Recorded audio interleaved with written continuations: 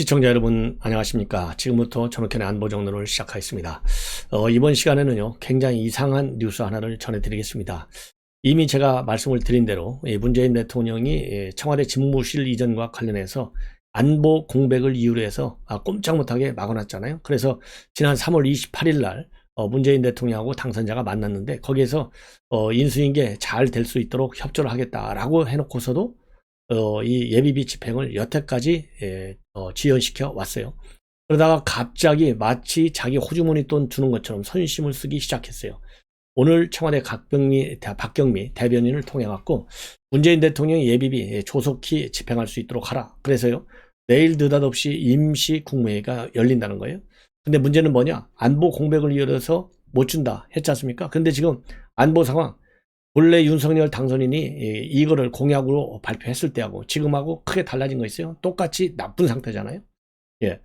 자, 그리고 안보상의 이유를 대는 이 안보 공백이라는 것이 5년 내내 안보 공백이 있었어요. 5년 내내 안보 공백을 막 만들어 놓은 문재인 대통령은 괜찮고 윤석열 당선인이 한 두어 달 사이에 이전하는 데 따른 안보 공약은 문제가 되고 이러한 이분법적 즉 순수한 문로 남불식 사고 여러분들 이해할 수 없잖아요.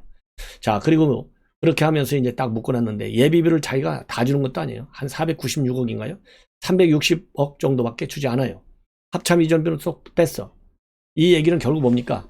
지금 예비비 이걸 안 줘가지고 결국 청와대 개방을 최대한도 늦추겠다. 언제까지? 6월 1일까지는 늦추겠다는 계산이 아니겠습니까? 왜냐하면 6월 1일 날 지방선거가 있는데 5월 10일부터 전면 개방에 들어가거든요. 이 전면 개방에 들어가면 지금 핫플레이스로 청와대가 뜨게 돼요. 그러면 국민들이 뭐라고 그러겠어요? 야, 이거 문재인 대통령 집무실 이전 못하게 한 거 얼마나 잘못된 거야? 청와대 구경 와보니까 이렇게 좋은 데서 정치도 국정운영도 실패로 만들어놨단 말이야. 문재인 대통령 비판이 얼마나 올라가겠어요? 그리고 이 한경련에서 조사한 바에 따르면은 청와대 전면 개방할 경우에 관광 수입이 매년 1조 8천억에 달한다. 이러한 보도까지 나왔어요. 그리고 용산 집무실로 이전해가지고 거기 용산 공원을 일반 공원으로 만들면요 7만 평 정도가 백악관 3배 정도가 이제 공원으로 되는 거예요.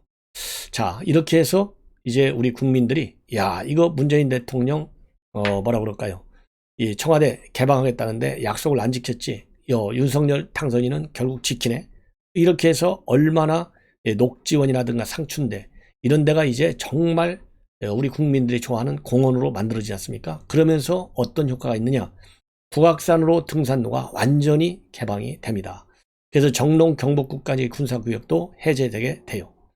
자, 그래서 지금 현재 윤석열 당선인 인수위 측에서는요 서울의 명소를 만들겠다는 계산하에 본관은 대통령 기념관으로 하고 비서동은 박물관으로 활용하는 방안을 검토 중에 있다. 이런 보도가 나오는데요. 이제 이러다 보니까 이 지방선거를 앞두고 이 청와대 개방의 공이 바로 윤석열 당선인에게 모두 돌아가는 것 아니겠어요? 자, 이게 굉장한 위험 요인이 되는 거죠. 자기네가 볼 때는. 그래서 지금 방금 청와대가 입장문을 냈습니다. 뭐냐? 청와대 지금 여러분들 북악산이 있잖아요. 북악산. 이 북악산에 그러니까 이 북측 면은 이미 개방이 됐어요. 2020년 11월 1일 날 개방이 됐습니다. 1단계. 그런데 이제는 지금 남측 면은 청와대 이 경호 차원에서 딱 닫아놓고 있거든요. 근데 이 남측 면을 2022년 그러니까 4월 6일 내일입니다. 내일부터 남측 면 청와대 바로 뒤편입니다. 여기를 개방하겠다는 거예요.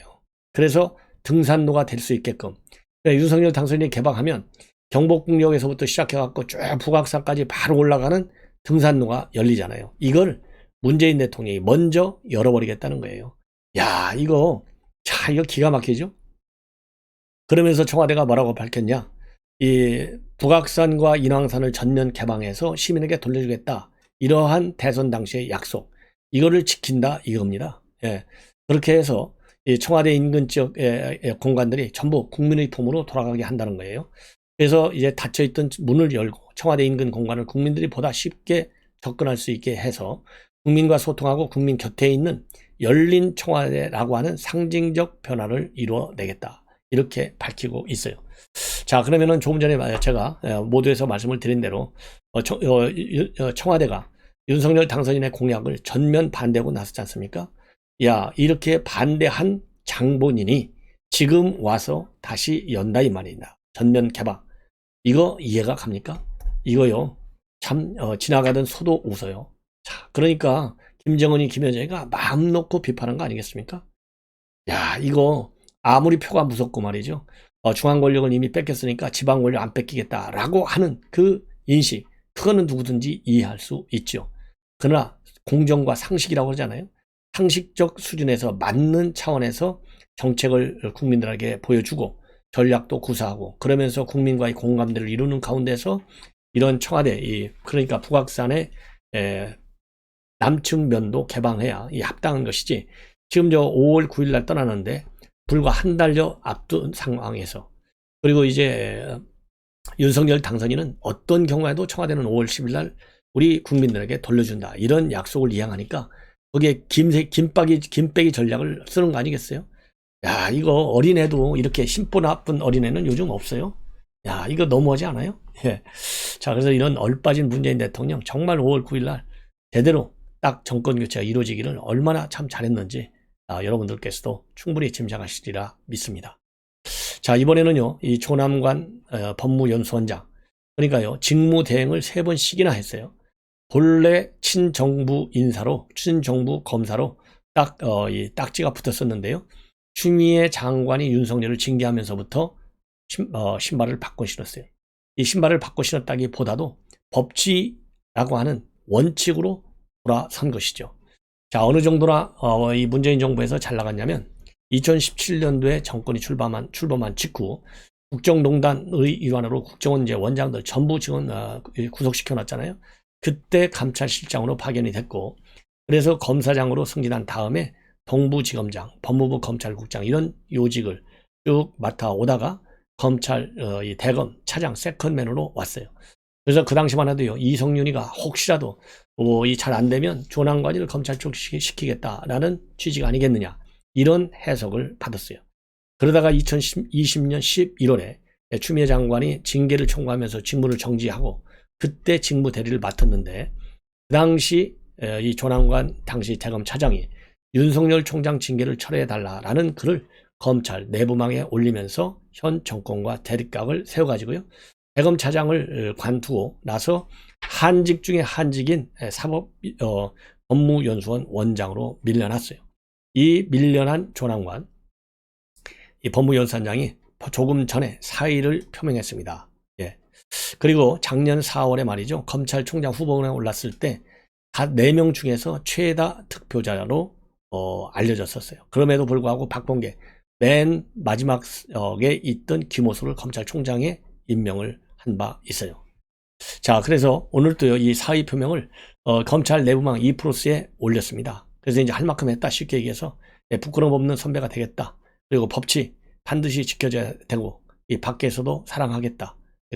검찰과 우리 검사들을, 이러한 입장을 냈는데요. 참 모범적인 분이다, 이렇게 판단하고 싶습니다. 뭐라고 이제 올렸냐면요, 1995년 3월 부산지검 검사로 임관하는 일에 27년 동안 일을 했고 참 정들었던, 그렇지만 검사의 직을 물러나고자 한다. 돌이켜보면 여러 가지로 부족한 어려운 시기에 부족한 제가 분에 넘치는 총장 대행직을 3번이나 맡아가면서 무척 힘들었지만은 여러분이 함께 도와주신 덕분에 잘 헤쳐나갈 수 있었다. 이제는 때가 되어 검사로서 저의 소임을 다한 것으로 생각돼서 조용히 여러분 곁을 떠나고자 한다.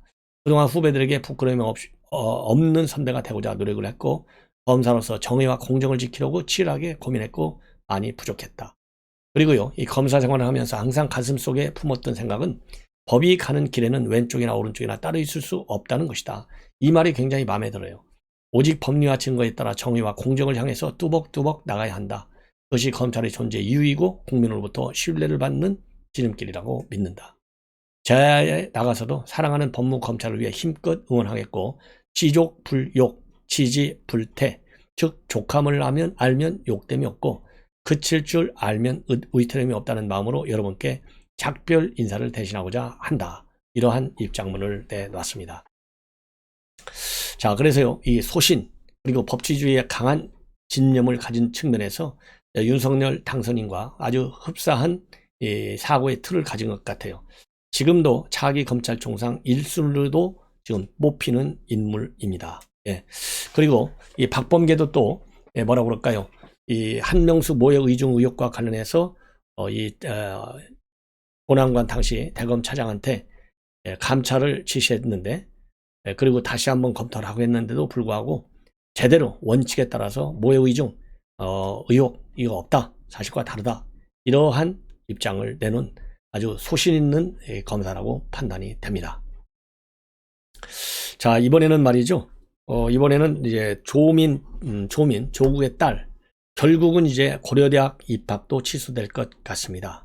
우선적으로요, 지금 이제 오늘 조선일보 단독 보도를 보면 조국의 딸 조민이가 어느 고등학교 나왔죠? 한영외고를 나왔어요. 근데 이제 한영외고에서요, 지금 조민생활기록부 정정에 본격 착수했습니다. 그래서 지난달에 첫 번째 회의를 열고 있는데, 문제는 바로 뭐냐? 7개 스펙 모두가 대법원까지 갔는데요, 전부 다 허위로 판결이 났어요. 7개 중에 4개 정도가 말이죠, 지금 단국대 4개 정도가 고려대학 2010년대 입학할 때 활용된 허위 스펙이 4개 정도가 된다고 합니다.